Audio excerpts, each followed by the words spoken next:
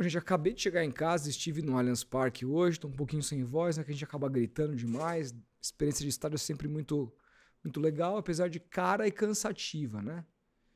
Gastei caro no ingresso, apesar de ser sócio. Fiquei no Superior Leste lá. Gastei caro no estacionamento, foi um absurdo o estacionamento. Gastei caro na cerveja, numa pipoca que eu comprei lá dentro. Tudo muito caro. Você vai botar na ponta do papel, saiu um programa aí de quase R$ 400 para uma pessoa. Isso é estádio de futebol no Brasil, né? E a gente gasta porque a gente ama o clube, quer viver uma experiência diferente, mas o time não corresponde. Se tivesse ganhado, a gente nem ligava, né? Mas não ganhou. E também a gente tá pagando isso, a gente não tá comprando vitória, né? A gente sabe que futebol é assim. De qualquer jeito, agradecer a todo mundo que me cumprimentou, dentro do estádio, fora do estádio, antes, depois. Galera chegando, dizendo que é fã do trabalho, só posso ficar muito feliz por esse reconhecimento. Mas a gente precisa falar desse time que não ganha de ninguém. O Santos não ganha de ninguém. Simples assim. O Santos hoje é incapaz de vencer jogos. Assim, inacreditável. E você, olhando o jogo dentro de campo, o sentimento que dá é que o time nunca tá perto de ganhar. Já vi vários times ruins que você falava assim, puta, tá chegando, o gol tá amadurecendo, a bola vai entrar. Esse time, assim, você não vê o gol amadurecer. Você não vê, independentemente da circunstância do jogo, você não vê. É meio como se você não acreditasse que o gol ia sair. Como se não dê nem pra ter fé, porque o time é muito limitado. E hoje o plano de jogo foi péssimo, né, do senhor Kleber Xavier. Achei que o Kleber Xavier foi muito mal hoje. Embora você veja alguma consistência já, uma compactação maior, eu vi o jogo lá de cima, então você consegue ver uma aproximação maior da linha defensiva com a linha ofensiva. Não é um treinador que vai marcar pressão, mas é um treinador que marca bloco médio, sabe marcar, sabe fazer o balanço direitinho. A zaga hoje sofreu com alguns contra-ataques, principalmente no segundo tempo, mas não foi horrível como foi contra o Grêmio, por exemplo. Achei que o time, assim, está, do ponto de vista defensivo, achei que o time teve alguma evolução na semana. Mas o plano de jogo para como furar o bloqueio do Ceará, para mim, foi totalmente equivocado. E eu não gostaria, né? Eu odeio estar certo. Mas eu falei, vê a thumb do meu último vídeo aí. Por que Tiquinho, prof? Por quê? Por quê? E o jogo se provou, assim, inadmissível a escalação do Tiquinho. O Tiquinho não tem condição de ser jogador do Santos, assim. Eu tinha até achava até que era um jogador que poderia, sei lá, ser um bom reserva, entrar numa circunstância, mas assim, arranque de balsa, é muito lento com relação aos demais. Qualquer jogada que ele participa é 2 anos. Muitas vezes a bola vai para ele para fazer o pivô, ele é antecipado com muita facilidade pelo zagueiro. No alto, não ganhou uma. Muitas vezes os caras direcionam a bola para ele, ele se deixa antecipar, ele sempre espera, nunca se antecipa em cima do zagueiro. E é um jogador que ele tem o maior salário hoje do elenco depois do Neymar, salvo engano. Tô perto de fazer essas revelações para vocês, mas dessa janela com certeza é o jogador mais caro, o salário mais caro. Vocês vão ficar bem bestas com o salário do Tiquinho. Um jogador que não tem condição para mim de ser nem reserva do time hoje. É como se o Santos jogasse com um jogador a menos. A única coisa de vez em quando que ele faz é numas jogadas de bola longa, que ele ganha uma cabeçada ali e dá início a alguma jogada, mas assim, é um jogador nulo, absolutamente nulo. E o Santos hoje jogou num esquema diferente, num 4-4-2, né, que não era um losango, por vezes eram 2 linhas de 4 e outras vezes parecia um 4-1-3-2, com um bom tempo tentando se aproximar dos meias e o Rincon ficando como o único volante. E com o Tassiano lá na frente o tempo todo com o Tiquinho, que é outro jogador nulo. Outro jogador nulo, gente. Assim, outro jogador que até agora não mostrou o que veio. Jogadores que somados, ambos, custaram aí cerca de 7,5 milhões de euros. O Tiquinho abatido da dívida do Jair e o Tassiano abatido da dívida do Jean Lucas. Um dinheiro que o Santos deixa de receber. Já não tá boa a situação, fica ainda pior, porque são jogadores que não resolvem absolutamente nada. Hoje foram escalados juntos e foram o ponto fraco da equipe. Você vê os dois em campo, você sabe que não vai sair nada. E aí, as substituições também não ajudam, né? Para falar assim do primeiro tempo, rapidamente, foi um jogo que o Santos foi dominado, pelo contrário, o Santos dominou as ações do jogo, mas sem machucar muito. Quais defesas o goleiro do Ceará fez? Que defesa que o goleiro do Ceará fez, que o Santos teve algumas chances de bolas que passaram perto, a cabeçada do Roleiser, o chute de fora da área do Roleiser, enfim, a chegada do David Washington lá no segundo tempo, que o zagueiro foi preciso ali. Teve um pênalti que eu achei que foi em cima do Rincon. Tem uma dúvida, eu vi alguns ângulos chegando em casa agora, de se ele chutou a bola ou não, mas nitidamente ele pega a perna do Rincon. Eu acho que é um lance que daria para ter sido marcado no campo. E era um lance que condizia com o critério do árbitro no jogo, mas ele ficou com receio de marcar por ser dentro da área. Eu teria marcado o pênalti, mas não dá para reclamar disso, assim. O Santos hoje foi nulo, né?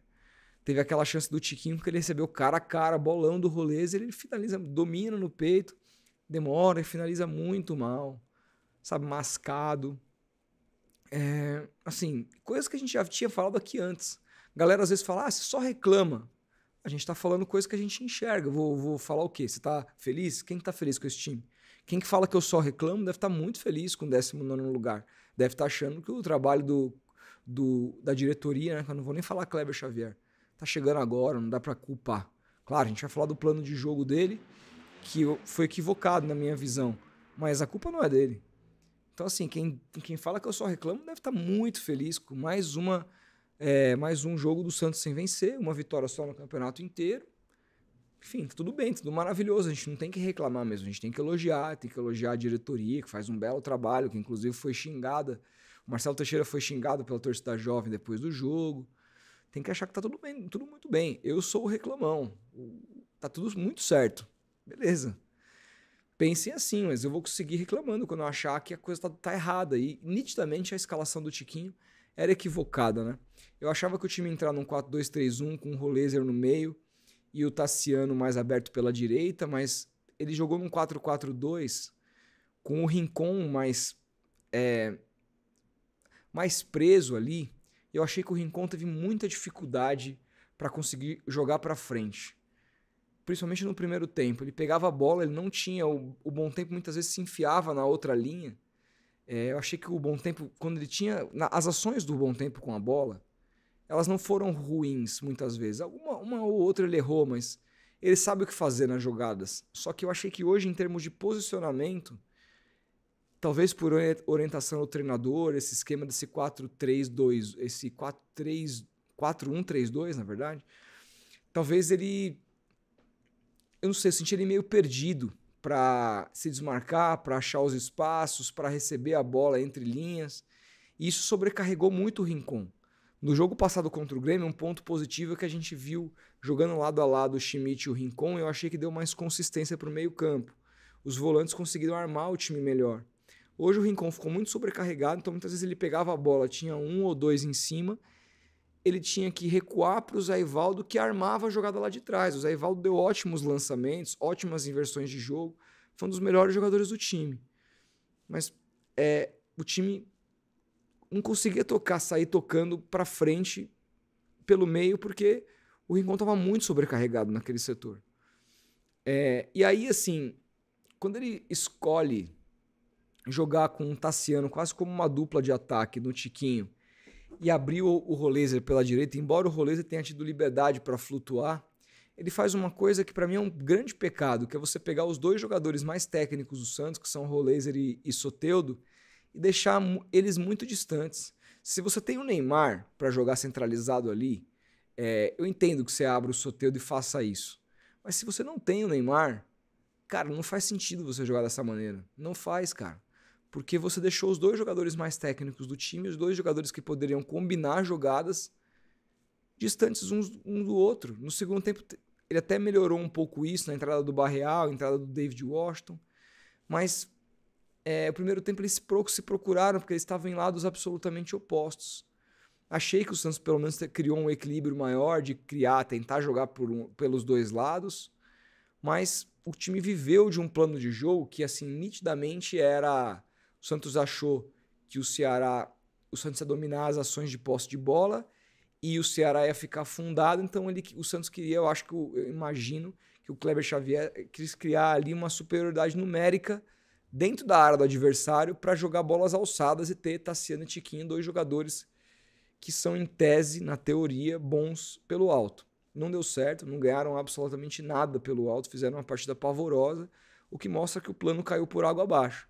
E aí no segundo tempo, né, ele começa com 2 alterações, ele coloca o Barreal no lugar do Tassiano, muda um pouco o esquema, abre o Barreal na lado direita, onde estava jogando o Roleiser, e traz o Roleiser para o meio, e mantém o Tiquinho na frente, troca o Aderlan, que fez algumas coberturas defensivas boas, tirou umas bolas de cabeça no cruzamento do lado oposto interessante. A partida defensiva dele foi interessante, mas nitidamente ele carece de ritmo de jogo e de velocidade. O Léo Godoy entrou mais ligado. Achei que o Léo Godoy fez uma partida melhor do que o Aderlan hoje. Quando entrou, deu mais escape para o Santos naquele setor direito.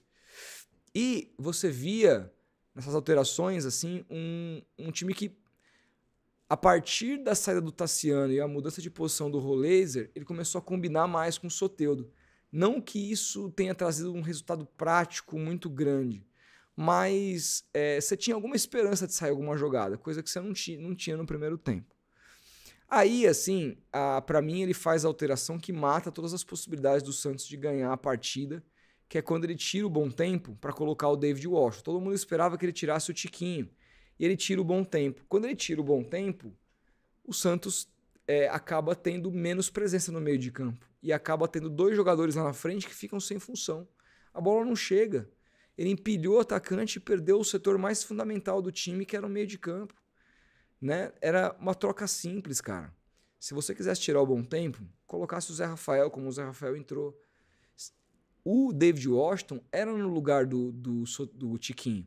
Tanto que depois, na alteração final, quando ele coloca o Zé Rafael no lugar do Rincon e ele coloca o Veron no lugar do Tiquinho, que ele abre o Veron para a esquerda, leva o Soteldo ainda mais para o meio para fazer uma dupla central ali com o Roleiser e deixa só o David Washington solto, sai a chance que, assim, se não fosse o fato do zagueiro ter sido tão preciso, poderia ter saído um gol ali. O David quase saiu na cara do gol, foi a melhor chance criada no segundo tempo. E aí eu te pergunto, com a velocidade que o David tem, atacando o espaço como ele atacou, o Tiquinho não tem a menor condição de fazer aquilo. Por que o David não jogou e o Tiquinho joga? Por quê? Eu entendi que o plano de jogo é esse, mas falhou. E assim... Então o Kleber Xavier tem culpa. Eu achei que ele foi mal nas substituições, pelo menos nessa, principalmente aí de colocar o David no lugar do Bom Tempo. Eu achei que ele foi mal nessa substituição e mal no plano de jogo, na ideia tática do time mesmo de como passar pelo Ceará. Ele tentou uma ideia de jogar com cruzamentos, se eu não me engano foram mais de 30 cruzamentos ao longo do jogo, e não tiveram eficiência nenhuma. O goleiro do Ceará mal trabalhou. E aí você vai, 35 mil pessoas, uma renda de 2 milhões e 800. Aliás, um outro detalhe para isso, né? Renda de 2 milhões e 800. Indiferente, o Santos vendeu o mando por 1 milhão. Olha a gestão Marcelo Teixeira. Cara, que gestão estúpida, burra, fraca, ridícula, né, cara? Não é possível, cara, que os caras vendam o mando de campo pro Santos jogar no Allianz, a torcida comercializa 2 milhões e 800 mil. Eu sei que tem o preço do aluguel também, que abate disso. Eu sei que tem o preço do evento, que, né, quando você tem os custos do evento, isso se abate. Eu não sei exatamente quanto que o Santos iria, se tivesse mandado o jogo quanto que o Santos teria ganhado, mas eu tenho certeza que, assim, não é 1 milhão e 800 a mais. O Santos teria ganhado 1 a mais se não tivesse vendido o mando de campo. É muito... Sabe, não é possível que esse 1 milhão livre foi positivo para o clube. Porque senão, a empresa que comprou esse jogo não teria comprado, ela saia no prejuízo, tenho certeza que ela não saiu. Mas é a incompetência do Santos. O Santos não consegue mandar jogo em São Paulo, o Santos não consegue convencer o São Paulo a liberar o Morumbi, não consegue convencer o Corinthians a liberar o Itaquerão, não consegue convencer o Palmeiras a liberar o Allianz, mas quem vai convencer são essas empresas que compram o jogo de mando de campo. é a incompetência total do presidente Marcelo Teixeira, que foi xingado com razão no final do jogo. E aí se vê assim, se fala, pô, o Ceará não é um mau time, eu acho que não vai cair nesse campeonato, tem um bom técnico, que teve o plano de jogo do Ceará funcionou muito melhor que o plano de jogo do Santos, e eles tiveram chance ali no final, em contra-ataque, eles poderiam ter colocado ainda mais água no chope do Santos, mas se não ganha do Ceará em casa e não cria nada, esse time vai ganhar de quem no campeonato? De quem? Eu vi todo mundo assim na saída do gramado falando do jogo contra o Corinthians. Parecia, sério, que eu torço pra Ponte Preta. Parecia que a gente torce pra... Todo mundo já falando que perdeu. O sentimento da torcida é de derrota no jogo contra... Ah, não, contra o Corinthians esse jogo nem conta, tá? Perdeu, imagina. Não ganha esse jogo, tem que pensar no próximo jogo. Eu vi várias pessoas falando isso. Várias pessoas falando isso. Ou seja, hoje o Santos, na visão do seu torcedor, é um time incapaz de vencer importantes duelos. É um time incapaz de ir na casa de um adversário, dificultar o jogo e vencer um jogo. Gente, até no ano do rebaixamento, o Santos caiu.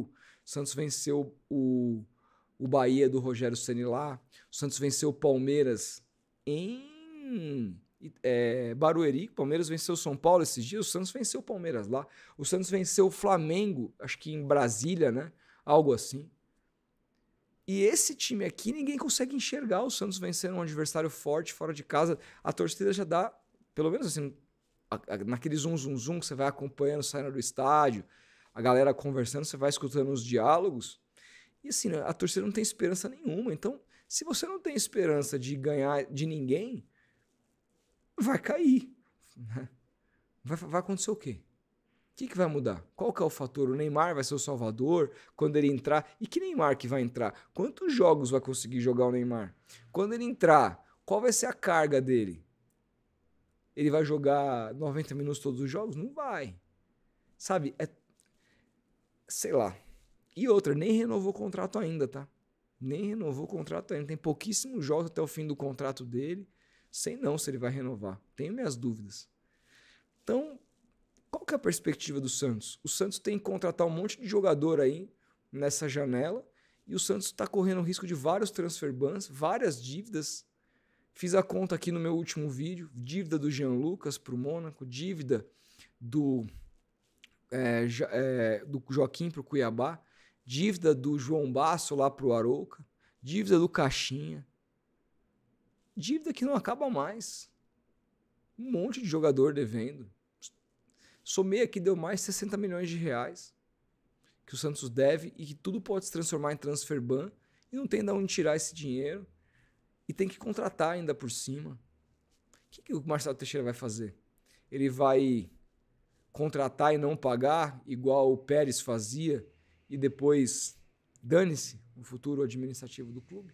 Eu acho bem provável que seja isso. Sim, o Santos não tem para onde correr. Montou um elenco caríssimo para o que pode pagar e um elenco fraco, que não consegue ganhar de ninguém, não consegue ganhar do Ceará. O Ceará, a folha do Ceará, talvez seja aí umas 6 vezes menor que a do Santos. E olha a posição do Ceará hoje, olha a posição do Santos. É incompetência pura. O Santos hoje é um mar de incompetência. O Santos precisa ser vendido, não querem largar o osso, mas vão ter que largar, porque do jeito que as coisas estão, é bem capaz que o Santos sofra mais um rebaixamento em sua história, com uma das campanhas mais pífias que já fez. A gente torce para estar errado, vamos ver o que vai acontecer. Tem mais uma semana aí para o jogo contra o Corinthians, vamos ver o que o Kleber vai preparar para essa partida, qual vai ser o plano dele. Mas fato é que está tudo muito errado. O Santos, mais uma vez, faz uma partida muito abaixo, o time é muito fraco e a perspectiva de uma melhora nesse momento me parece muito pequena. Muito pequena. Tirando o Neymar, todo mundo já praticamente voltou. E um adendo sobre o Zé Rafael, achei que ele entrou bem. Fez inversões, pedindo a bola, pedindo o jogo, jogando a bola para frente. Nitidamente me parece que vai ser um titular absoluto da camisa 6, que é a camisa dele, mas para jogar de primeiro volante. Acho que ele vai ser esse cara que vai dar uma sustentação melhor para o time no meio de campo. Eu acho que ele vai melhorar bastante a equipe. Mas o Neymar precisa voltar, porque é o único jogador que atrai um tipo de marcação que pode acabar sobrando espaço para os outros. Sem ele, irmão, muito difícil. E não dá para contar com ele, né? Como eu falei, não tem renovação ainda e a gente não sabe quantos jogos que a coxa dele vai aguentar. Paciência. Vamos esperar. Quem sabe um milagre nos salve. É só isso que vai fazer o Santos sobreviver. Mais um ano na Série A. Difícil demais. Isso que dá ser presidido por esse bando de incompetente que a gente está aí à mercê. Inclusive não só do presidente, mas do filho dele, que hoje parece que manda mais do que ele próprio. Enfim, e o Pedro Martins, cadê? Deu entrevista? Não vi nenhuma informação. Tá aí ainda, continua empregado e vai continuar assim porque o filhinho mandou. Bom, amanhã a gente volta para comentar outros assuntos que eventualmente surgirem. Deixa seu like, se inscreve no canal, ativa o sininho e hype esse vídeo é muito importante. A gente vai se falando, um grande abraço e até o próximo vídeo.